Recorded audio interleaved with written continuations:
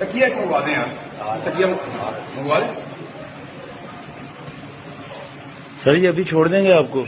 चलो देखते हैं, छोड़े ना छोड़े, मैं अपना काम करता रहूँ। ये आप उनको भिजवा देना। Thank you. पीछे गाड़ी, कौन सी गाड़ी होगा? बंद करो, बंद करो, बंद करो, करना बंद कर दो।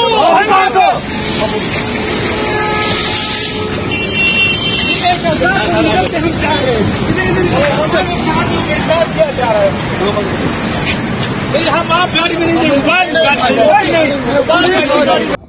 ये मेरे गनर से लड़ रहे, आप देख सकते हैं मेरे गनर से ये लड़ रहे, ये आप देख सकते हैं। ये सारे एक सहाफी को गिरफ्तार करने के लिए कितने मतलब वो नेट किसका अच्छा चल रहा है, मुझे देंगे नेट? एक मिनट में सर चेक करता अच्छा मुझे अपना नेट देना बेटा, ये नहीं चल रहा। 1 मिनट ठहरो, ये EC2D चलेगा। चल रहा है सर मेरा। नहीं मेरा चल गया।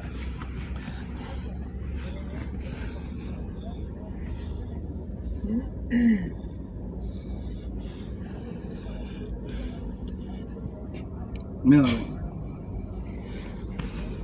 ये आप देख सकते हैं इतनी ज्यादा पुलिस, आप देख सकते हैं कि ये कितनी एक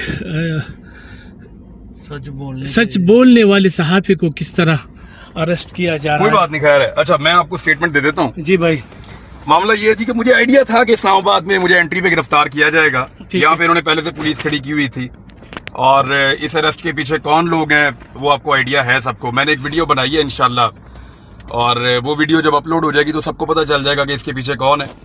मैं अपनी बेल के लिए इस्लामाबाद आ रहा था और ये बिल्कुल इस्लामाबाद की जुरिस्डिक्शन है जहाँ से मुझे अरेस्ट किया जा रहा है, क्योंकि ये टूल प्लाजा यहाँ से शुरू हो जाता है। और अतर बिनुल्लाह साहब ने हमें एक बेल भी ग्रांट की हुई है, हमें उन्होंने बेल दी हुई है, तो ऐसी सूरत हाल में हमें गिरफ्तार करना गलत है।